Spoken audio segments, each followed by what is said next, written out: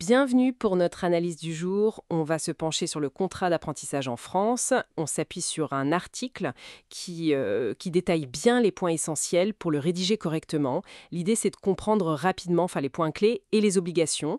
Alors, décortiquons ensemble ce document essentiel pour l'alternance. Pour bien commencer, qu'est-ce que c'est exactement ce contrat d'apprentissage? C'est un contrat de travail, d'accord, mais spécifique. Oui, tout à fait. C'est un contrat de travail de type particulier, un CDD, donc contrat à durée déterminée. Et sa spécificité, c'est qu'il combine la formation théorique en CFA, Centre de formation d'apprentis. Et le travail concret en entreprise. D'accord. Il cible principalement les jeunes, on va dire, entre 16 et 29 ans révolus. Avec un but clair, obtenir une qualification pro reconnue par l'État. Et quel genre de qualification on peut obtenir avec ça? Ah bah, le spectre est assez large en fait. Ça va du CAP, Bac Pro, jusqu'au diplôme de l'enseignement supérieur. On pense au BTS, BUT, l'ancien DUT, licence pro, et même des diplômes d'ingénieur ou d'école de commerce, oui. Il ne faut pas oublier non plus les titres professionnels enregistrés au RNCP, le fameux répertoire national des certifications professionnelles. Ce qui est important de noter d'emblée, c'est le formalisme. C'est très cadré, on doit utiliser un formulaire CERFA bien précis. Ah oui, le CERFA. C'est le numéro 101-0309 pour être exact. Il sert à la conclusion et à la transmission du contrat. Et cette transmission, elle est cruciale. Il faut l'envoyer à l'OPCO, l'opérateur de compétences dont dépend l'entreprise. D'accord, donc CERFA obligatoire, envoi à l'OPCO.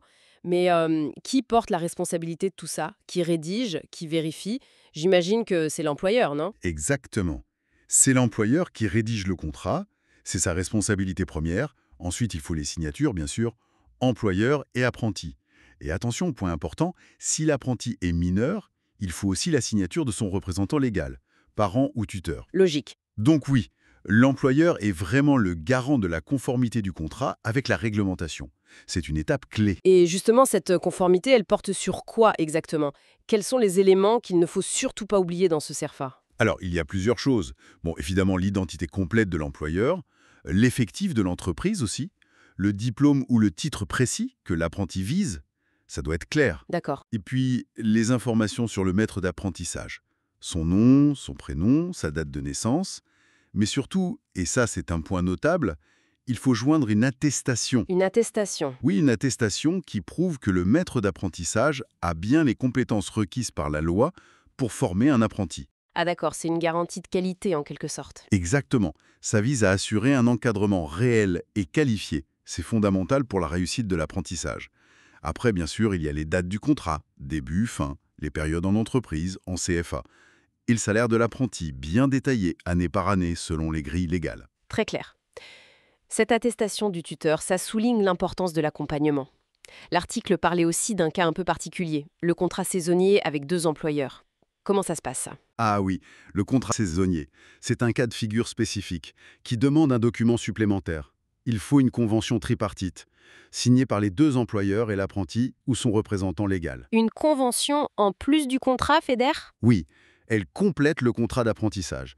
Son rôle, c'est de définir très précisément comment le temps de travail est réparti entre les 2 entreprises, comment s'organise le tutorat, qui suit l'apprenti, et quand, et un point crucial, qui paie le salaire pendant les périodes où l'apprenti est au CFA. D'accord, ça demande une bonne organisation en amont, j'imagine. Ah oui, c'est un montage qui demande de la rigueur et une planification claire entre toutes les parties. On voit bien que la précision est essentielle. Du coup, j'imagine que des erreurs peuvent arriver.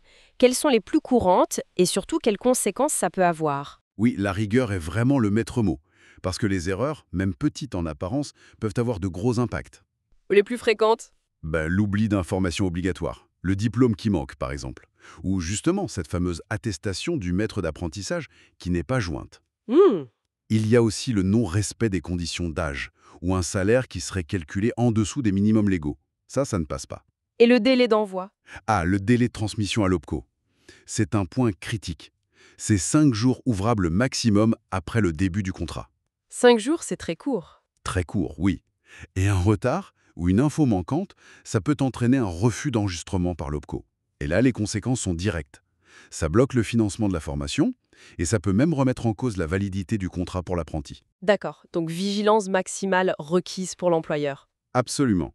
Donc pour synthétiser un peu tout ça, On voit que le contrat d'apprentissage, c'est bien plus qu'un simple papier administratif. C'est un cadre juridique très précis, très réglementé.